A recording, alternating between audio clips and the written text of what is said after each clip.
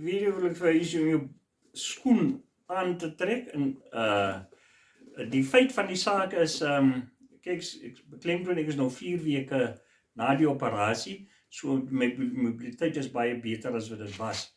Maar wat ek ontdek het is dat om die skoen aan te trek, selfs as jy op die bed lê, is baie makliker as wat dit was as toe ek op die bed gesit het met my bene wat my bed afhang.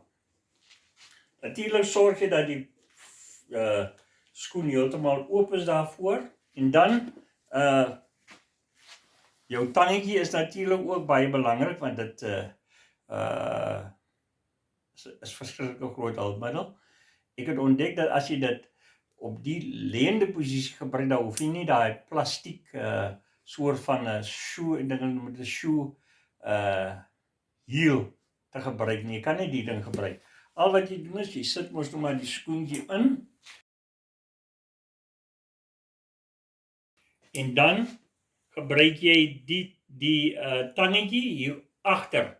Gebruik die tangetjie agter. As jy my agter haak, dan is dit amper soos die Engelse shoe heel, en dan hoef jy nie 'n shoe heel te gebruik nie. Kan jy sien? Hy glip maklik in dan.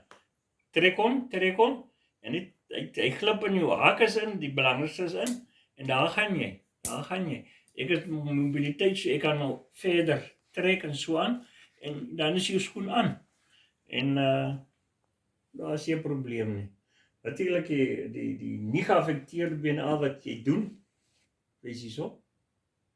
Die nie geaffekteerde been, die liggaam was net op en jy trek hom aan, en daar gaan jy ook.